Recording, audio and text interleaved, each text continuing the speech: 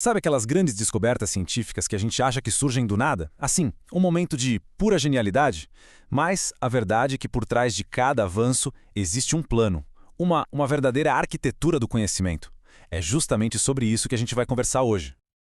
Então fica a pergunta: como é que um avanço científico nasce de verdade? Esquece a lenda do Arquimedes saindo da banheira. O processo real é uma jornada, uma construção metódica que, olha, é muito mais interessante do que um simples estalo de inspiração.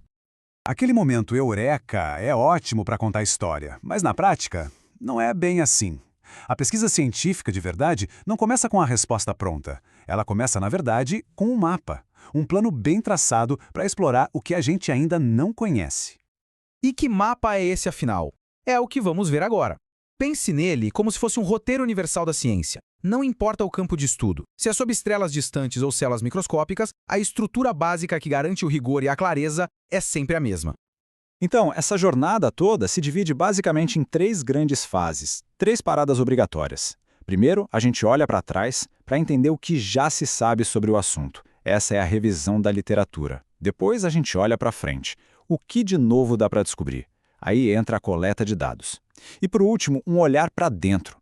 Tá, e o que tudo isso significa? Essa é a parte da análise. Mas aqui está o pulo do gato, uma coisa que muita gente não percebe. A revisão da literatura não é só o pontapé inicial. Ela é a bússola que guia o caminho inteiro. Pensa só, se um pesquisador encontra um resultado inesperado, para onde ele corre? Para a literatura, para ver se alguém já viu algo parecido. Ela orienta e reajusta a rota do começo ao fim do projeto. Bom, já que essa fase é a nossa bússola, vamos entender direitinho como construir essa base sólida. Afinal, ninguém começa a construir um prédio pelo telhado, certo? E na ciência, a fundação é feita de todo o conhecimento que já existe. Então, o que quer dizer revisar a literatura? Definitivamente não é só ler uns artigos por aí. É um trabalho de detetive mesmo. É mapear as conversas que já aconteceram sobre aquele tema, avaliar as evidências, conectar os pontos, tudo isso para ter uma visão completa do que já se sabe. E essa frase resume tudo de forma perfeita. Pesquisar, antes de qualquer coisa, é ouvir. É entrar num diálogo com os gigantes que vieram antes da gente, estudando o que eles descobriram para a gente poder dar o próximo passo. E o objetivo dessa investigação toda é duplo. Primeiro, é entender onde está a fronteira do conhecimento hoje, o que a gente chama de estado da arte. E segundo, é olhar para essa fronteira e encontrar uma fresta, sabe? Uma pergunta que ninguém fez, uma peça que está faltando no quebra-cabeça. Exatamente nessa fresta que a nova descoberta pode nascer. E essa leitura científica não é que nem ler um romance, não. É uma técnica, com 4 níveis. Começa com uma olhada geral, bem por cima. Depois, uma inspeção, para entender a estrutura, os pontos principais. Em seguida vem a leitura analítica, para interpretar o conteúdo a fundo. E por fim, a sintópica, que é como se a gente subisse num helicóptero para ver como todos os textos se conectam, criando uma visão completamente nova. Ok, agora que a gente já sabe como ler, a pergunta é: o que ler?